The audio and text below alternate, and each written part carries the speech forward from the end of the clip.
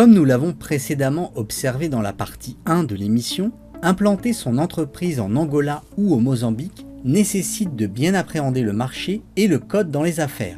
Maintenant, des questions d'ordre plus pragmatique vont être traitées durant cette émission et ce toujours en présence de nos experts et témoins spécialisés sur cette zone.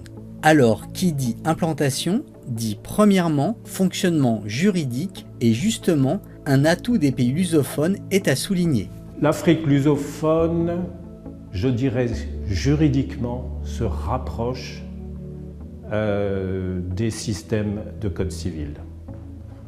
C'est du droit très inspiré du droit portugais. Le droit portugais est évidemment proche du droit commercial pour un entrepreneur français, du droit français. Le régime juridique en droit des sociétés, certes embryonnaire, mais relativement abouti pour les sociétés qui souhaitent s'implanter. Et aussi assez proche du système français. On va retrouver des sociétés anonymes, des sociétés par action, des sociétés à responsabilité limitée, un panel, on va dire, de structures permettant d'envisager une implantation sereinement.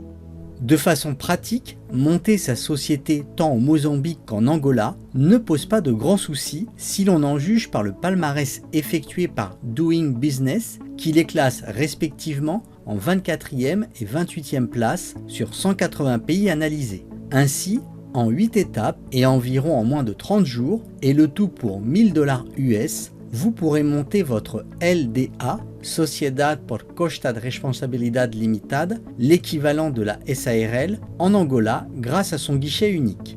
Vous installer au Mozambique se fera en 19 jours et donc plus rapidement, mais paradoxalement, ce ne sont pas 8 mais 10 procédures qu'il vous faudra accomplir. Pourtant, il vous faudra notamment en Angola suivre la recommandation suivante. La principale recommandation, c'est qu'il faut un partenaire local, c'est clair. Et un partenaire local de confiance. Il faut bien le choisir, il ne faut pas prendre du temps, il faut se renseigner auprès notamment des instances, de l'ambassade, des chambres de commerce. Enfin, il n'y a pas de chambre de commerce en Angola, il y a les conseillers de commerce extérieur.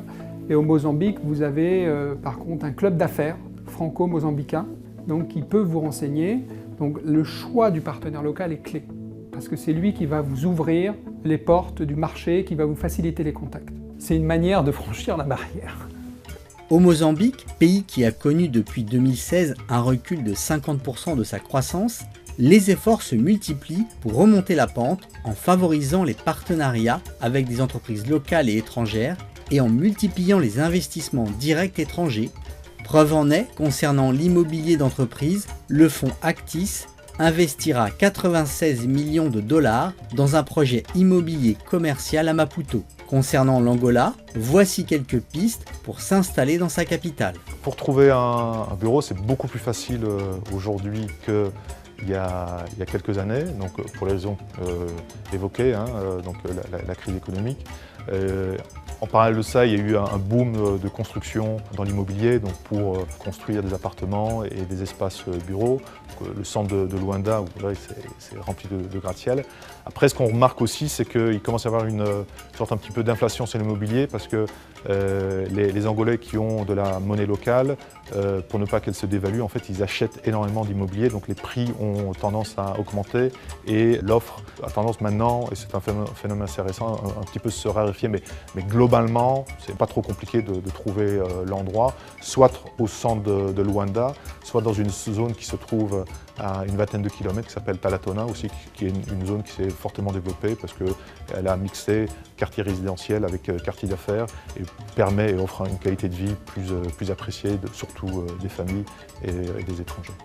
Alors que les pays lusophones cherchent à favoriser les investissements directs étrangers, qu'en est-il de leur fiscalité? Est-elle attractive?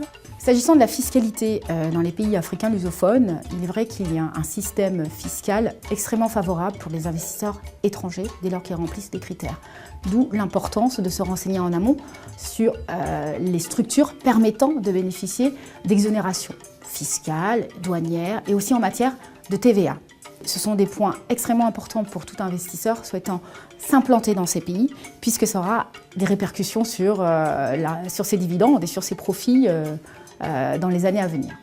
En conclusion, et comme on a pu le constater dans ces 2 émissions, tant au Mozambique qu'en Angola, les opportunités sont nombreuses, mais les maîtres mots à respecter dans le cas d'une implantation sur place doivent être patience, car les réformes qui se mettent en place mettront 2 à 3 ans pour porter leurs fruits, prudence, car ce n'est pas un marché où l'on peut s'aventurer sans un partenaire local, et enfin pugnacité quand on sait les efforts à fournir pour se faire une clientèle et gagner sa confiance.